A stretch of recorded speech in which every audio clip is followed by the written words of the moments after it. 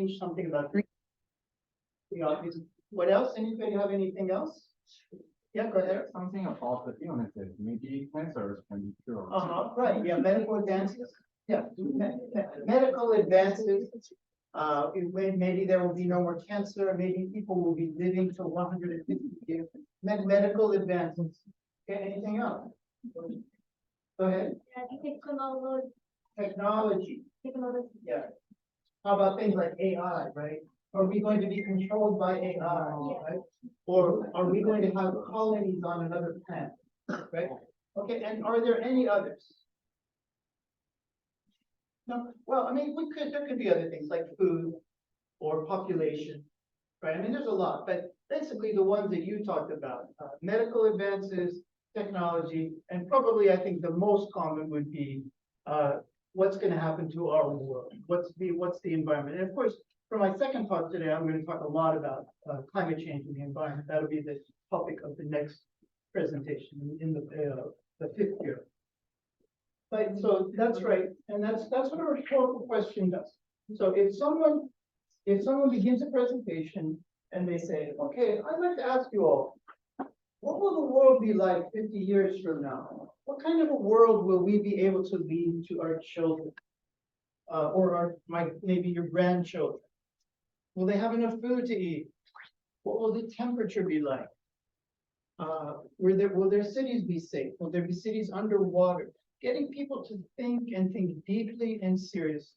So beginning your presentation with a rhetorical question is one of the top techniques, one of the most common, and as I said before, very commonly used as the opening, the first thing you ask your audience. Okay, so rhetorical question. So let's keep moving on because there are a lot.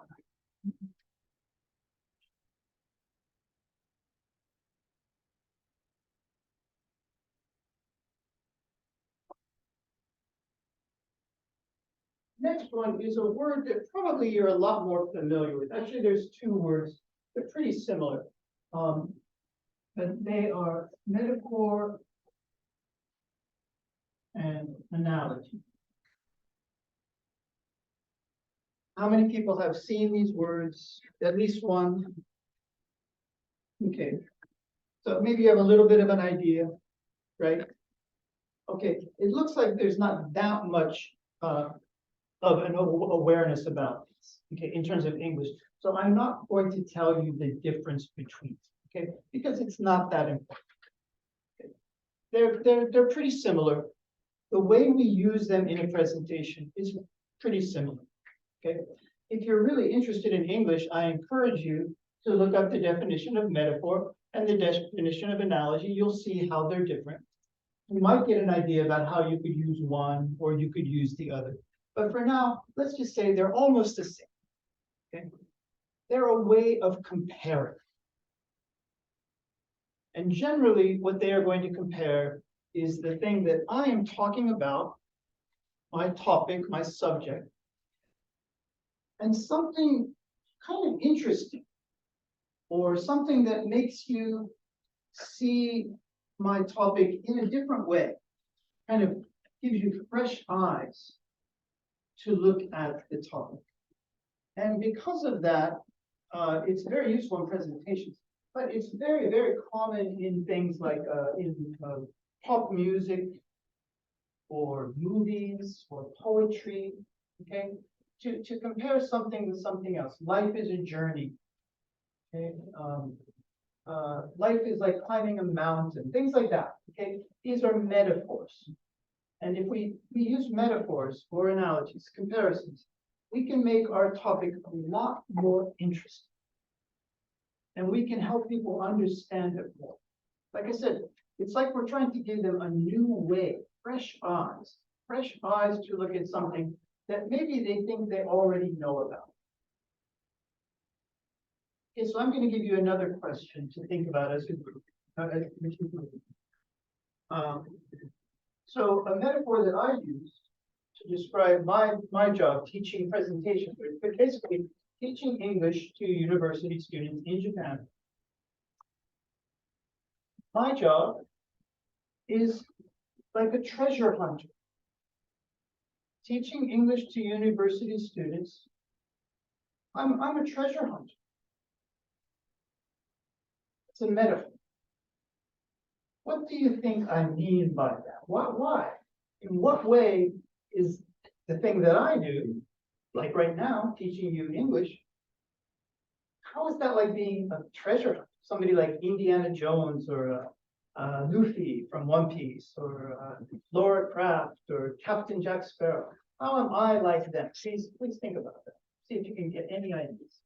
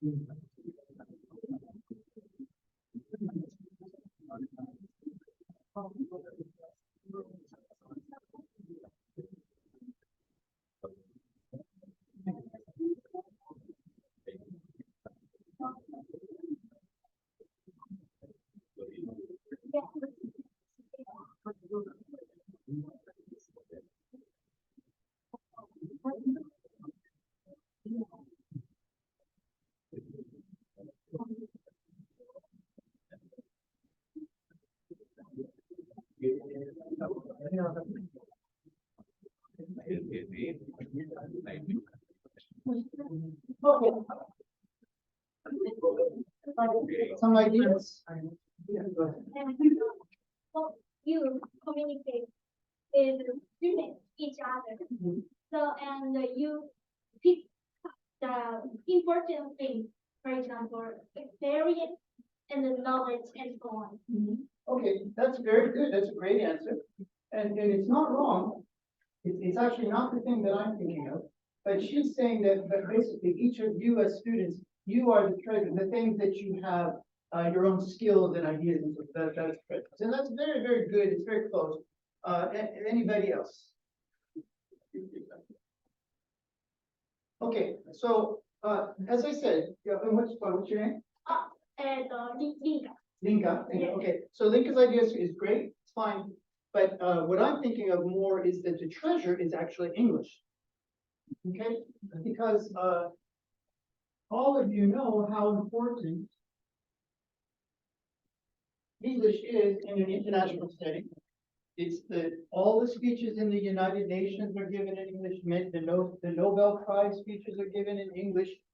Many conferences, many of the things that the conferences that you will be attending after you graduate will be in English. So it's a treasure, but it's kind of like a sunken treasure because most of you don't really use it that much, even though you studied it a lot. All of you have had at least 6 years, right? 6 years of English. Raise your hand if you have not studied English for 6 years. How about 7? Some of you started in elementary school, right? I think. Maybe 8, maybe 9. Okay, that's a lot of English. But you don't really feel very comfortable using it, right? You don't feel confident with it. Okay, so that's my job. My job is to help you to actually use it. You know, kind of it's down here. It's not doing you any good at all. It's very valuable. So you and me, we dive down together, we bring it out, and now you have it to use. Okay, so that's the idea that I'm thinking.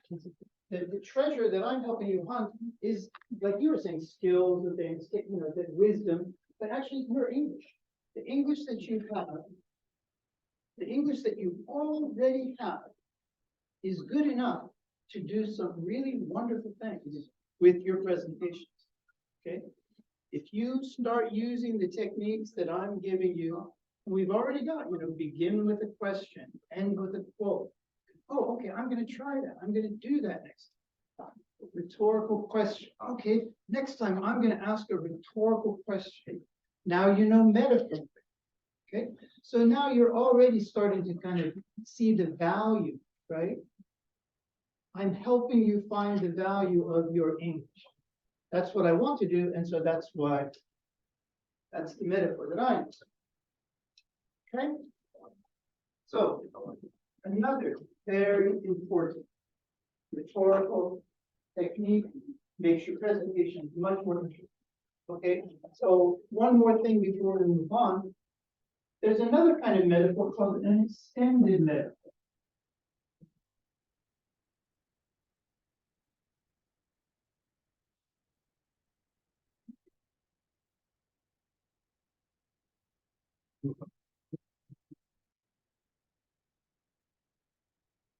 And this is a technique that I would really like you to consider using the next time you give a presentation. And whatever your topic is, going to be something related to safety, something related to maybe disasters, whatever it's going to be. With an extended metaphor, you run the metaphor all the way from the beginning of your presentation, all the way to the end.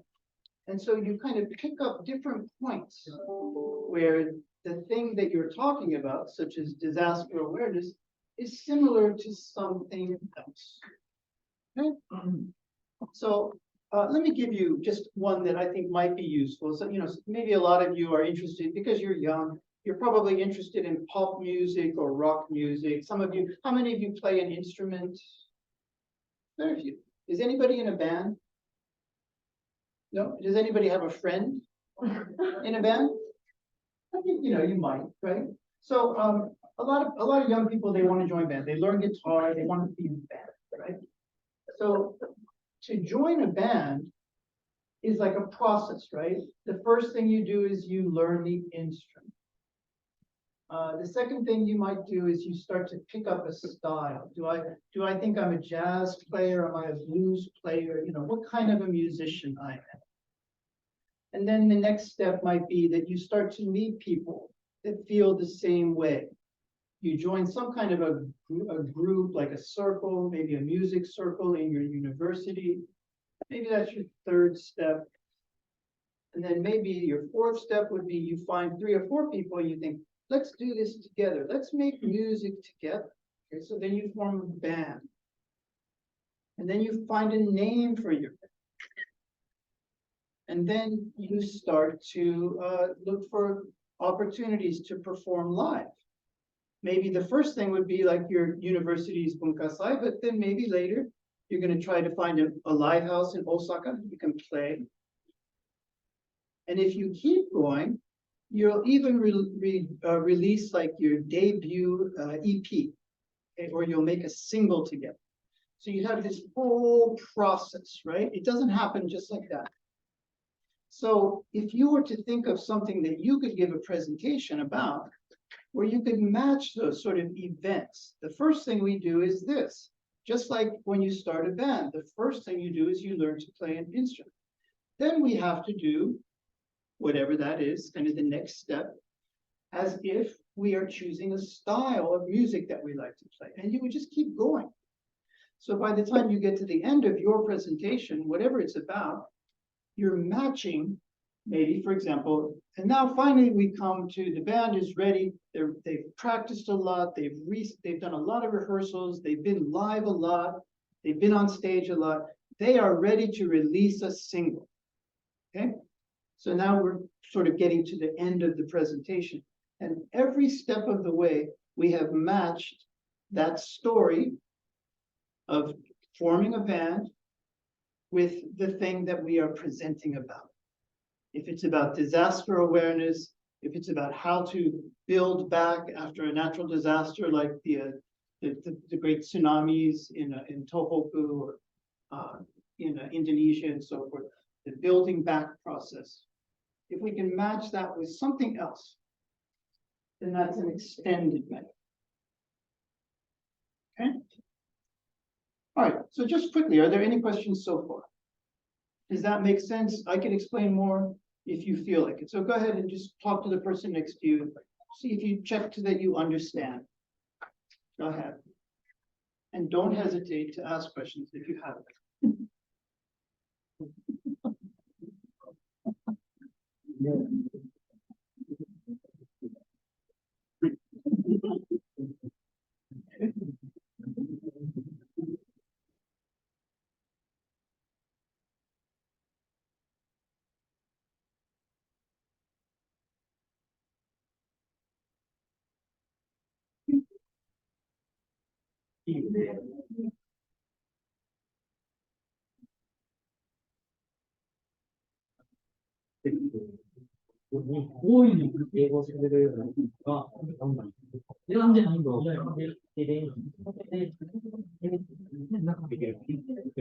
Okay. Any questions? Yeah, go ahead. Sure, I understand here about example by the example that you gave of having a musical band. Yeah. Could you give me more examples? Okay, it could be another one. It could be another example of an extended metaphor. Might be inventing a new machine. Okay, and all the different things that you would have to do. At first, you study maybe physics and mechanics.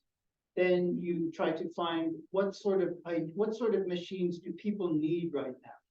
What is something that the world needs that doesn't exist already? What is something I can make that nobody's ever made before? Then you go through the process like Thomas Edison, testing, building a prototype, right? Finally, you start to show it to investors. You try to sell your idea to other people, right? So this is another process, right? You don't invent something just like that. Okay. Inventing is a long process, right? So if you can match this kind of, well, the first thing we do, the second thing we do, next thing we do, what we usually do next, if you can do that with the thing that you're talking about. So for example, what might you give a presentation about? What would be a topic you would give as a student? The new innovation of having a training for disabled people. Innovations in training for disabled, right? So that again, that's going to be a process. That's going to be things that you have to do. Step 1, step 2, step 3. There's going to be benchmarks, right? Okay. So if you can match those benchmarks with something else, something a little bit interesting, then that's an extended metaphor. Do you see? Okay. Very, very good technique. Okay. So then the next one. And I'm giving you these and you're probably thinking, oh yeah, that's really common. And we do this in Japanese too, right? A lot of these. So the next one is what I call interesting figure.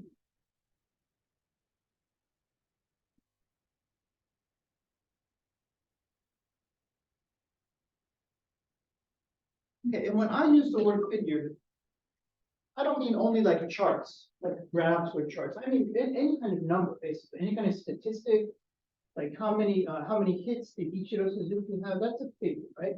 So basically, you take any kind of number. That's a number now. It's not a figure. It's just a number. It's not telling you anything. Okay, but as soon as I say something like my aunt has 7 cats, now it's a figure. Okay? It's delivering information. Right? My aunt has 7 cats. How many cats does your aunt have? She has 7. 7 is now a figure. Okay. Now this is a figure that probably most of you know. What's this? How many people see that? Oh, I know what that is. Let me see. I think more than 2. I know you know. Okay, there must be somebody else. What is this? No, okay, what is it? This is the height of Mount Fuji.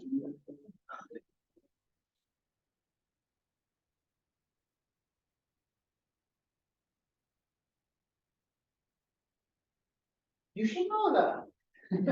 Everybody in Kanto knows that. So maybe this goes. Maybe in Kansai knows. Okay, so maybe, I don't know, I'm gonna try this one too. Maybe this one, maybe you don't know either, because this is more a Kanto thing. But how about this figure? How about that? How many people know that? One, okay, only one, two, three, four. Okay, I think I got four. Okay, and what is it? Anybody can say, what is it? But louder voice? Yeah, you got it. Just say it in a louder voice. Somebody said it. Go ahead. Tokyo Skytree, okay? This is the height. This is also meters. This is the height of Tokyo Skytree. But this figure is a little bit different because this figure is an interest. The reason why this figure is interesting is because we can take the numbers 6, 3, 4 in Japanese and say musashi, right? And so that's why he knew it, because that's why you knew, right? Because 6, 3, 4 is musashi. That's easy to remember. That's the height of Tokyo Skytree. So now this figure is interesting.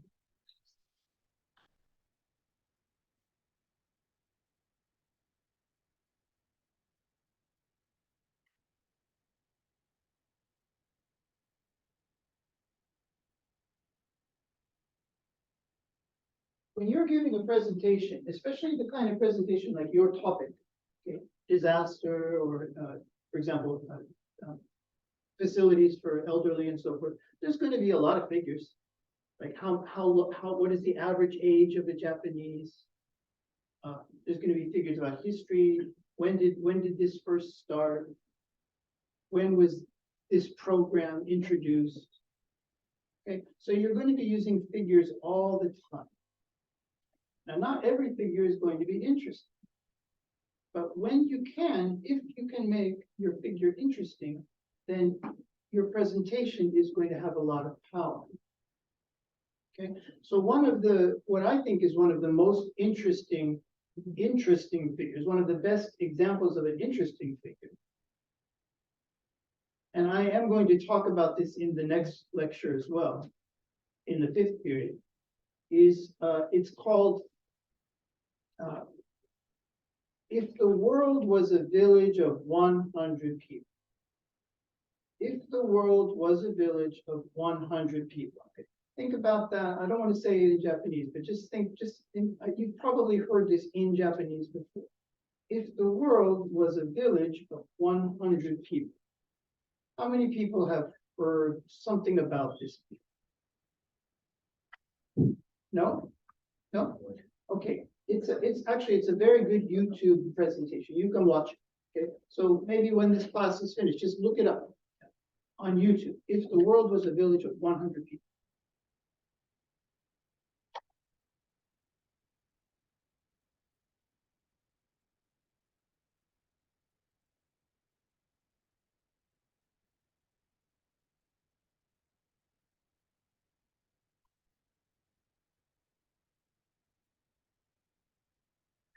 So what this does is it tells you things like how many people in the village have a university education, for instance? Maybe 3. How many people in the village are living in a country that is affected by war, some kind of a war? Like, for example, the war between Russia and Ukraine, or, for example, the Palestine situation in Israel. That's a kind of a war. So how many people in the village are facing some sort of a war situation? And maybe that number would be 5. That's a pretty big number. And then another, maybe 18 people, in the village don't have enough food every day. Okay, so that's a big problem. You can see the problem. So by bringing this huge number of 8 billion people in the world, it's too much to think about. And putting it down into just 100 people in the same village, it makes it easier to relate, right? We can connect to that much better. Okay, so that's an interesting figure. But the other thing about that is it's really just talking about percentages. What percent? What percent goes to university? What percent does not have enough food to eat? What percent are living in a war area? It's just percentage. But if you change it from percentage to people in the village, then we feel a much stronger connection. We don't connect to percents. That's just numbers. But if we think of it as people, then we start to connect our heart to the information. We start to have feelings about the information. So if you can do something like that with your figures, if you can make some of your figures interesting to your audience, then that's a very good way to make the presentation, to bring up your the level, the impact of your presentation. Your presentation will have much more impact if you can do it. So now, please just think, maybe you have some, maybe you don't. Just quickly, with your group, are there any interesting figures I can think of? Have I heard any? Maybe a television commercial, maybe a movie, maybe a YouTube video, something, maybe a song. Can you think of any interesting figures that you have heard or seen before? Go ahead.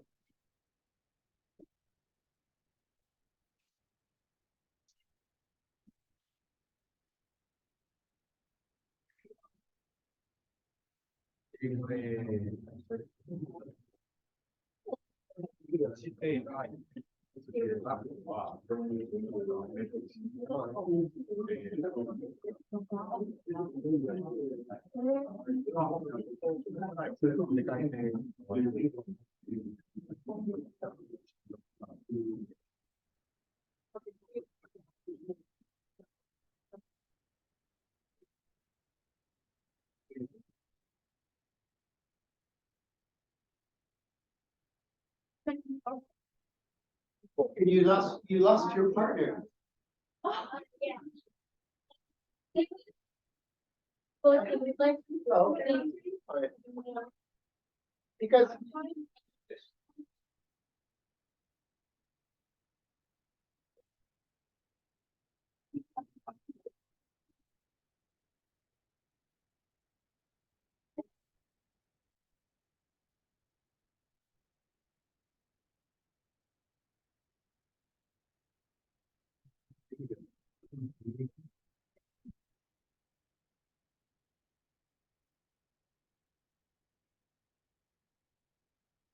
all right. Anybody? Any interesting figures? No? If you can't think of any interesting figures, then I really recommend that you start watching some TED Talks. Okay? Go to TED.com and start watching presentations. You'll see the way that different presenters use figures in very interesting ways. So highly recommend, start watching TED Talks. You'll get some ideas. You'll get a lot of ideas. But once more, no, so there are no interesting figures in this. Okay, go ahead, we've got to. Yeah, I remember song that's 5 miles away from home. 5 miles away from home. This is a song, okay? And because it's a song, it probably repeats and you hear it more than once and it kind of gets into your brain, gets into your heart. Good, very good. How about you? I know the number 143 stands for I love you in Dutch. 143 stands for I love you in Dutch. In English. In English. 143. You know, like 1 stands for I and the 4 letters is for love. And then Okay. 3 letters for you. Okay, I have never heard that, but that's a good one. Good. Okay, right. Okay. So interesting figures. Remember, any kind of number is a figure, as long as it's giving you information. My aunt has 7 cats, that's a figure, but it's not interesting. Fujisan is 3,776 meters high. It's a figure, but it's not an interesting figure. Tokyo Skytree is 634 meters high. That's an interesting figure because we can make the sound move sashi. Okay? So if you can make your figures, some of them interesting, then your presentation will be better. Okay, so remember, so now we're going to come to this because remember I said you finish We've already looked at questions. So I talked about questions. I began this presentation with a question, and then I told you that the best kind of question for a presentation is a rhetorical question. But I also mentioned quotes, right? A good way to finish a presentation. But not only at the end, you can put a quote anytime. So the next thing is a quote.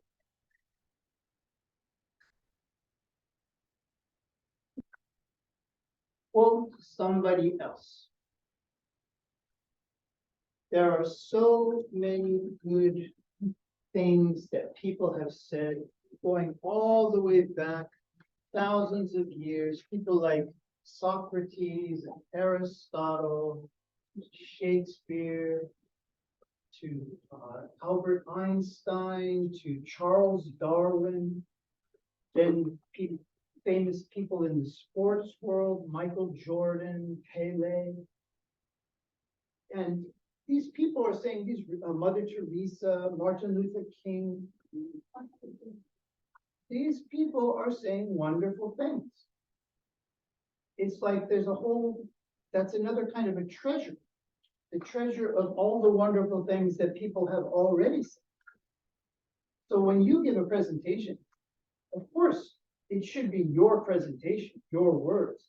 But sometimes borrowing some of the best words you can find from somebody else can really make the presentation that much more interesting. And it can connect you. It can connect you to history.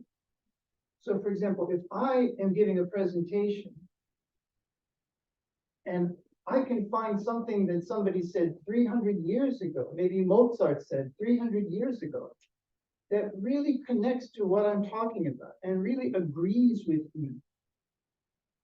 Like we're thinking the same thing. That connects my presentation to history. And that can be very effective. So of course, when we're giving a presentation, we want the presentation to be original. You know, this is mine. I wrote this. I did this. But if it's completely original, we might be missing something.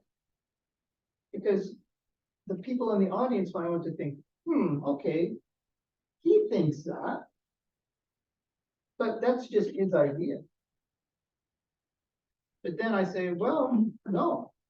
Actually, 2,000 years ago, Aristotle said, da da da da da da da. And that's almost exactly the thing that I'm saying right now. Okay? So these quotes from other people, especially famous, but it doesn't have to be a famous person. It can be your baseball coach. It can be your grandmother. Somebody said something that felt really special to you, and it stayed in your brain. So you're going to use that. Okay? You're going to put that in your presentation. And then, for example, if you are giving a presentation about someone, so for example, if I'm giving a presentation about Ichiro Suzuki, then I'm going to want to put some Ichiro Suzuki quotes into my presentation. Let him talk. Okay? Not just me talking about him, let him talk too. Okay? So bringing quotes into our presentation is, like I said, it's very interesting. It sounds very wise. It makes it sound intelligent, right? Like we have a lot of wisdom, we have a lot of knowledge. It connects our presentation to history. It shows that very smart people agree with me, agree with what I'm saying. Okay? So it does a lot of things. And the other thing about quotes is that they are so easy to find because of the internet. So for example, when I was your age, when I was a student, and maybe also Mr. Kame when he was, we had to go to the library to find a book of quotes, right? There just like you've got big dictionaries, right? Or encyclopedias, there's also these big books of quotes. You know, you can find some of the best quotes. Do you remember? Yeah, right? We had to go to the library and you would look and you would try to find, and of course it's a book, so it doesn't update every day. It's not getting, you know, building. So you might find it, you might not find it. But right now, it's the easiest thing in the world. It's the easiest thing in the world to find a good quote. Okay, so let me just choose somebody else. So what's your study? What are you studying? What's your field? Your major?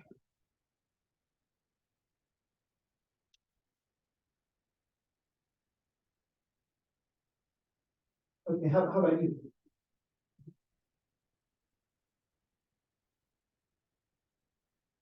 Are you studying something about the environment? It's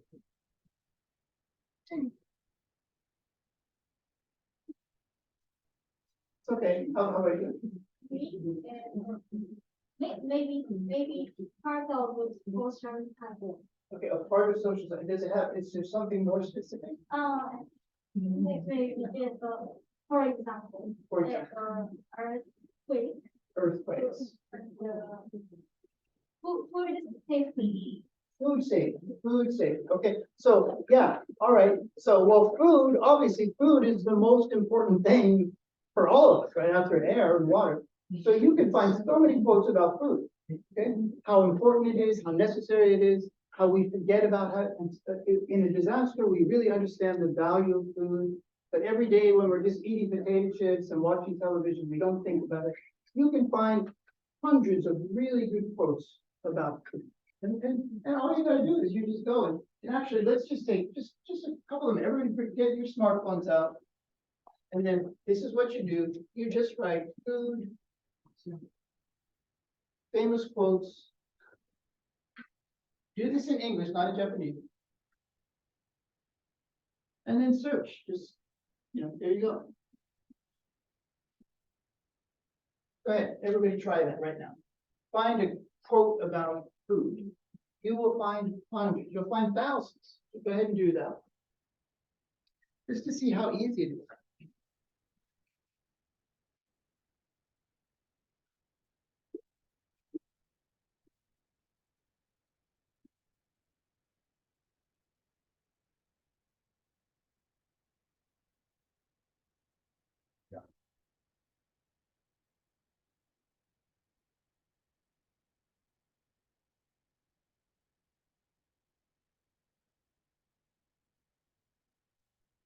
Okay, and so probably when you do that, you're going to get a lot of things about how delicious it is. You're probably going to get a lot of chefs. Okay, probably a lot of famous cooking people, famous cooks, famous chefs. Probably their quotes you will find. Okay, so then you think, okay, well that's not quite right. That's not what I want. Then maybe you would go to importance of food.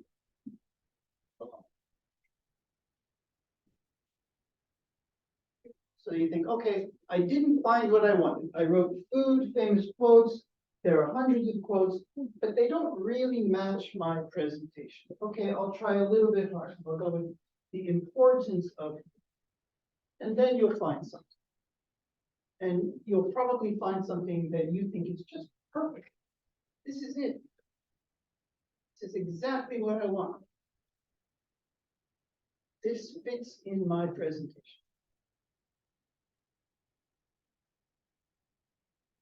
So easy. But when I was your age, it was very difficult to find a really good quote. But we knew how important it was. We knew that putting a good quote into a presentation can make the presentation much better. But it was very hard. Now it's very easy. Just do a Google search and you will find a great quote about your topic. Okay. So you got 1, 2, kind of 2, let's say 2.5, 3, 4.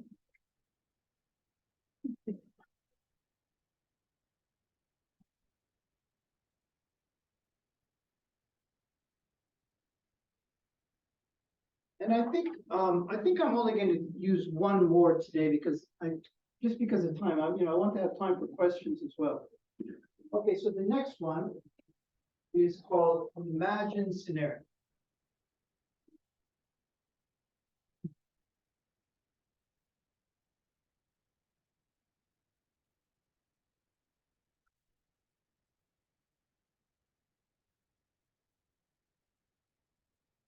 And this one would be very useful for your topics, things like disasters and so on. Okay. So an imagined scenario is where you create some sort of an idea, some sort of a scene for your audience to imagine. Usually we use this at the beginning of the presentation, and I ask the audience to imagine something. So just like before, I had the question, what will the world be like 50 years from now? That's a rhetorical question. I could have done the same thing, and I could say, imagine the world 50 years from now.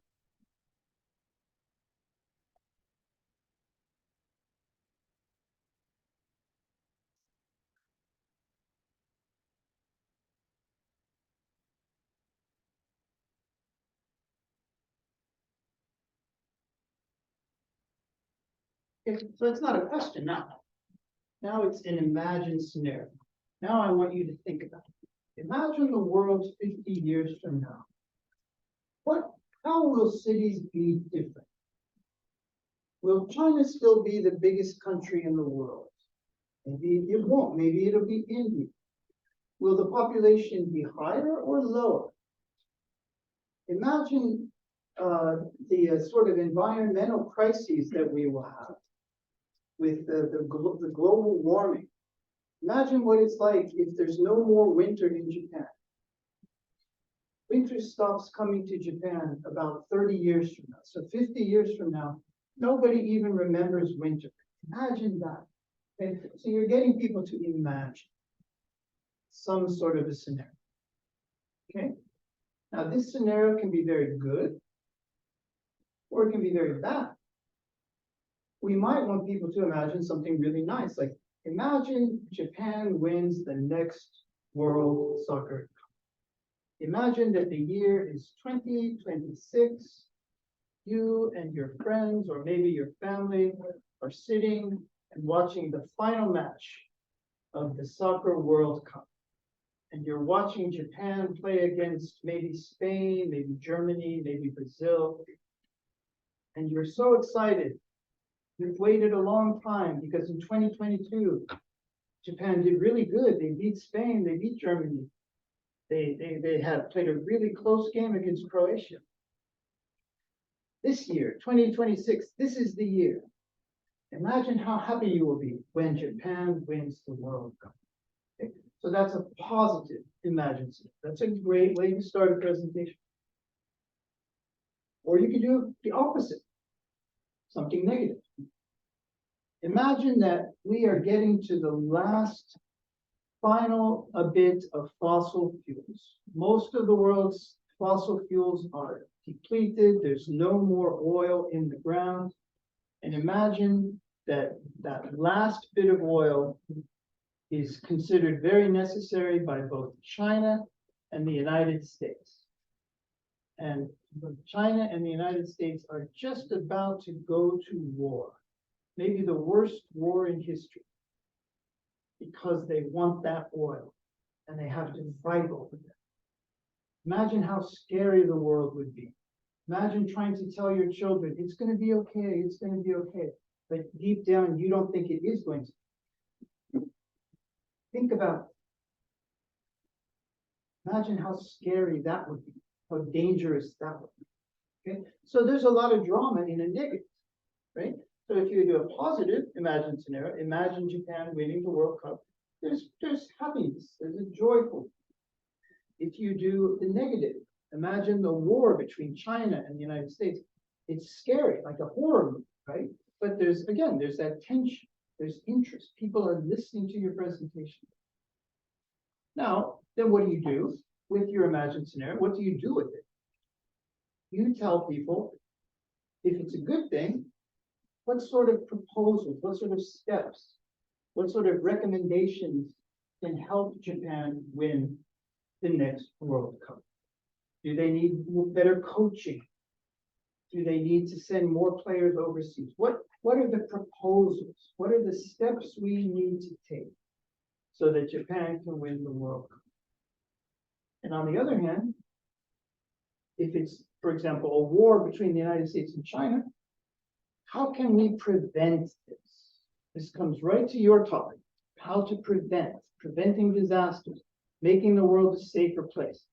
How can we make it so that China and America never want to have a war? Maybe we need to replace fossil fuels with renewable energy, so there's no oil to fight over. Maybe we need to increase exchanges, friendship exchanges between China and the United States. Maybe send more students from China to America, send more students from America to China. What are the things we need to do so that this war will never happen? Okay, so with the imagined scenario, you begin with a scenario, and then you tell how to either achieve or avoid. If it's positive, how to achieve.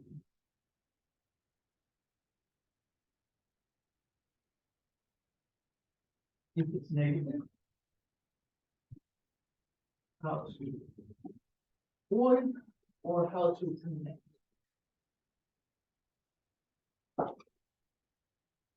Give people the recommendations, steps, proposals, things to do to make this happen. Okay, so it works either way. And once again,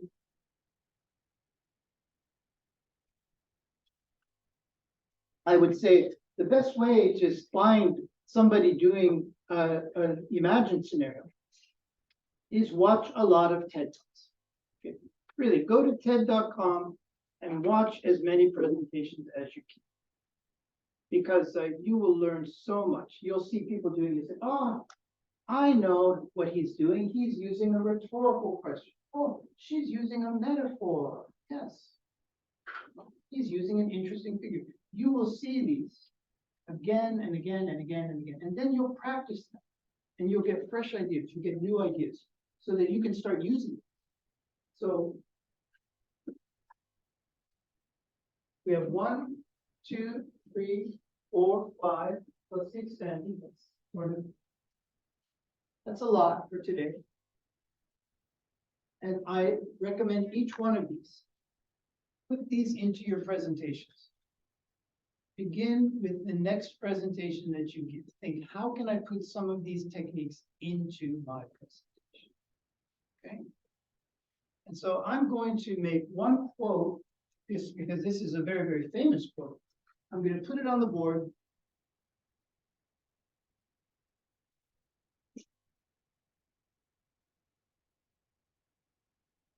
Just to show you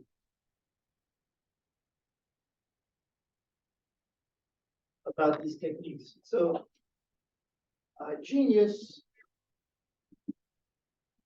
is 1% inspiration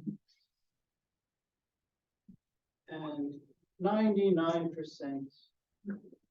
perspiration.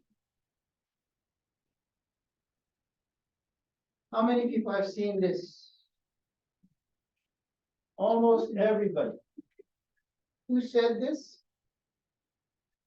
Who is this? Good. Thomas Edison, right?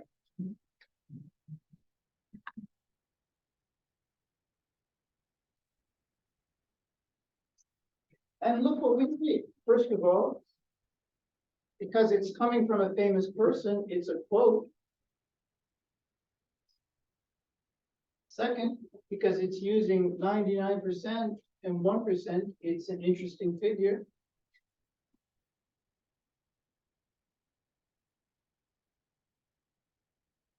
It's also a metaphor. It's not really perspiration. Perspiration is sweat, right? Sweat. Genius isn't sweat, but he's saying it's effort. He's using perspiration as a metaphor for effort, the effort that you do. So it's a metaphor. And if I wanted to put a question, if I wanted to use a rhetorical question, I could say, what is genius? Right? I can ask the question, what is genius? So then I've got a question about putting my foot there. What is genius? Genius is 1% inspiration and 99% perspiration. Thomas Edison said that. Okay, so I've already done all of these things. I've shown you quotes, I've shown you interesting figures, I've shown you metaphors, rhetorical questions, just right here, just in this little space on the board. Okay? But, as you know, almost everybody knows this. This is a very famous quote because it uses these techniques. Because these techniques are in the quote, that's why everybody knows. So these techniques are treasures for you. Use them. And your presentations will be so much more interesting, so much more powerful, so much more effective.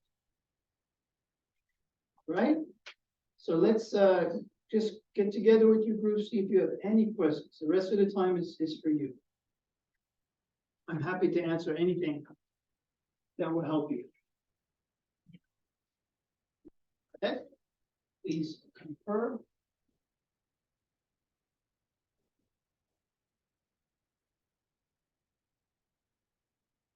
Please talk, see if you have any questions.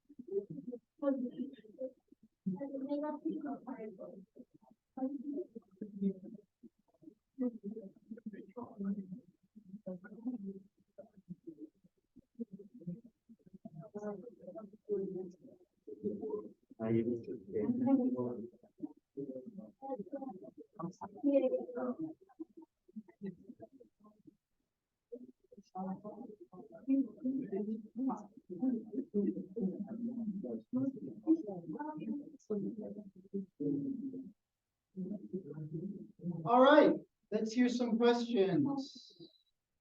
How can I help you become even better at presenting? Anything else you would like to know, or anything that you don't understand?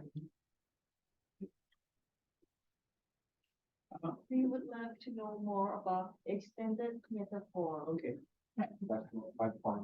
your turn. Yeah. All right. So people are having trouble in understanding an extended metaphor. Okay. All right. Then I'm going to do something because I'm going to use both imagined scenario and extended metaphor. Okay, because these are two kinds of techniques that you would start at the beginning of your presentation and you'll take it all the way to the end. Okay, so first of all, let's notice something like an interesting figure or a quote. That is not going to be a long part of your presentation, right? You'll just put it in, it'll have some impact, and then you'll keep talking, right? So you'll give a quote, and then, oh, okay, that's interesting, and then you'll keep moving. Okay, but the imagined scenario and the extended metaphor, they're different. They're a way to frame the entire presentation from the beginning all the way to the end. Okay, so let me go ahead and do that.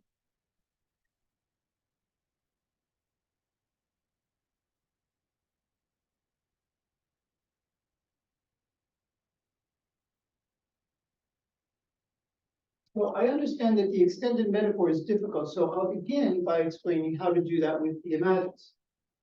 Okay, so with an imagined scenario,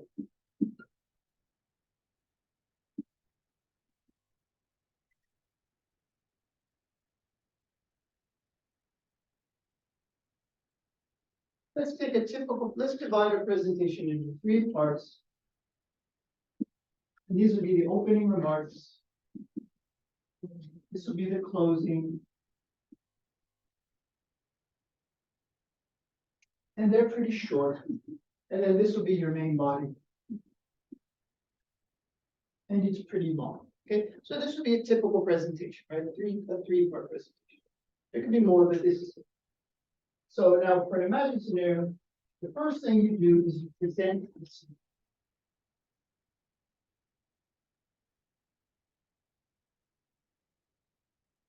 As I said, it can be a positive or it can be negative. Japan wins the World Cup, America and China have it. Then during your main body, you're going to put all of your ideas for how to either to prevent or achieve.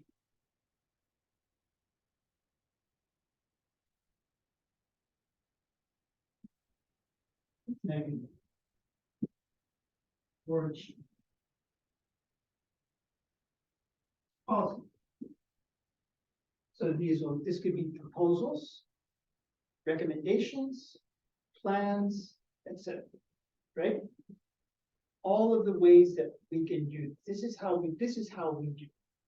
So your main body is telling people this is how we do. Or this is how we stop. This is how we stop a war.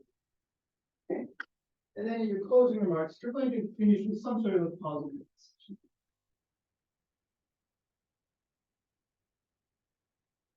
Even if it's negative. So for example, if you're telling people how to prevent a war between America and China, you come to the end of your presentation and hopefully people feel more safe, they feel more positive, they have optimism. Maybe the world is going to be okay. Okay, so you're going to give them that final message of how to not make a war between America and China. Or you're going to have a very positive, very uplifting story about Japan winning the World Cup, if it's a positive thing. So if your imagined scenario is something positive, like Japan wins the World Cup, then your main body is going to be all of your recommendations, all of your proposals to improve the Japanese soccer team, right? What do they need in terms of coaching? What do they need in terms of experience? What do they need in terms of international play? Maybe we need to build more soccer fields. Maybe we need to create more interest for girls to play soccer. Whatever it is, these are my recommendations. And then I come to the end with a positive message. Okay, so far, I haven't talked about extended metaphor yet, but now I've shown you how to use an imagined scenario all the way from the beginning, all the way to the end of your presentation. Is that clear? I begin by asking them to imagine something, and then through the whole course of my presentation for 15 minutes, 20 minutes, I am taking them through how to do it or how to stop. Okay, is that clear? Okay, so that's a beginning to end. Start a presentation, finish, you using imagine. Okay, now you would do the same thing. I'll just move it here.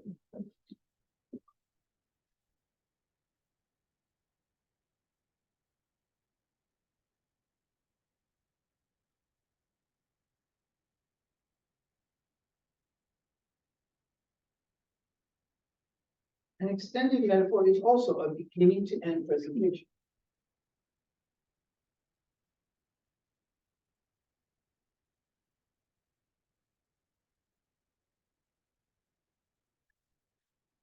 Same thing, opening, main body, close.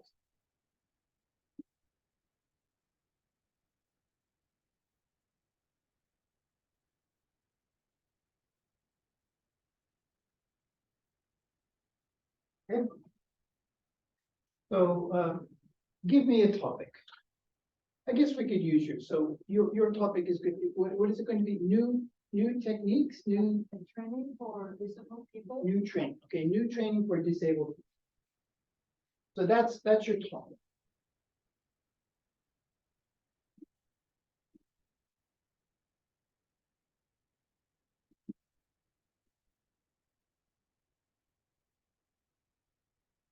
And I want you to think about all the different steps that that might involve. So for example, there might be some proposals. There might be some fundraising. There might be some presentations to get people aware of this. There might be some international conferences.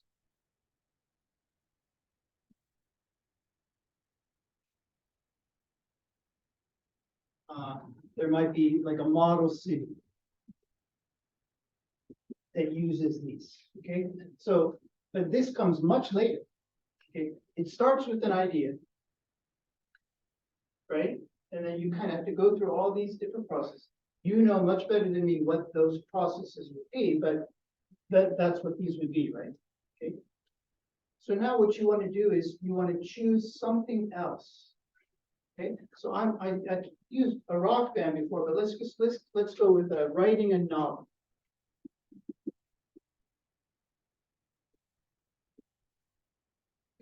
Many people think it would be nice to write a novel. Many people feel like, oh, that seems like a really nice job. I wish I was a writer. I have a lot of ideas, you know, I want to write a story or a manga. You know, if in Japanese, maybe in Japan, maybe manga is actually even more popular. I want to be a mangaka. I wish I was like the person who wrote One Piece. Okay, so this is my metaphor. This is the thing that I'm going to compare this with. Okay, new training for disabled people is like writing a novel. Okay, so how is it like writing? Well, the first thing I need to do is I need to get an ID. Okay. And that's similar to what we are doing by training people, coming up with new training for disabled people. And finally, of course, I'm going to publish my novel.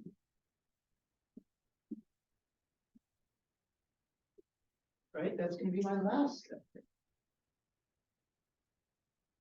And somewhere in between here and here, I'm going to have to find an agent. To represent, right? Okay. So there's going to be all of these steps to writing a novel, just like there are steps to what you're doing.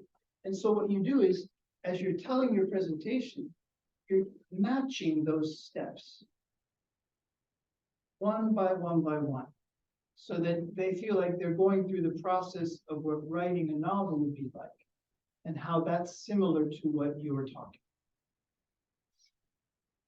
Does that make sense?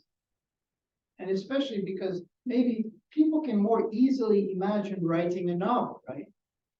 It's pretty easy for people, you know, we're not great writers, but we might like great writers. We might like Murakami Haruki or something. We think, okay, well, how does he do it? How does he do it? And then we can probably imagine something that he does, how he gets his ideas, what he does with his ideas, how he develops his ideas, how he talks to his agents, right? So if we can do that, and then we can tie that with our idea, our topic, then it's more interesting to the audience and it helps them understand it better. So is that more clear now? Okay. Yeah. So that's a great question. I want to know. I can say, for example, writing novels.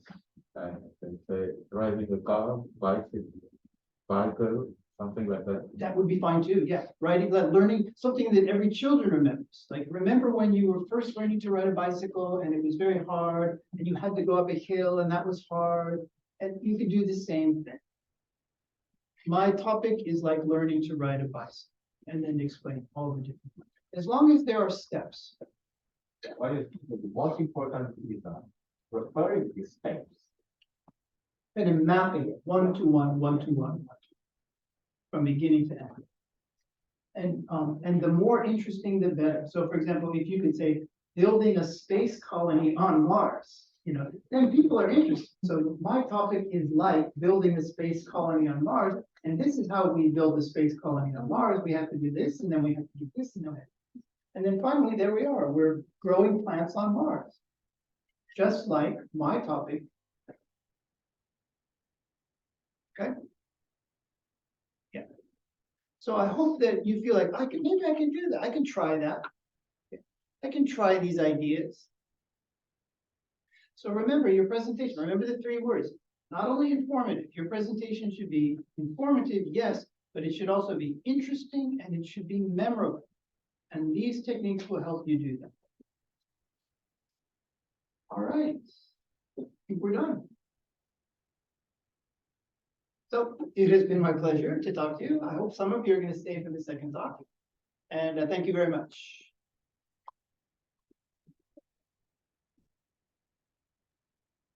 Thank you very much. You have 10 minutes. 15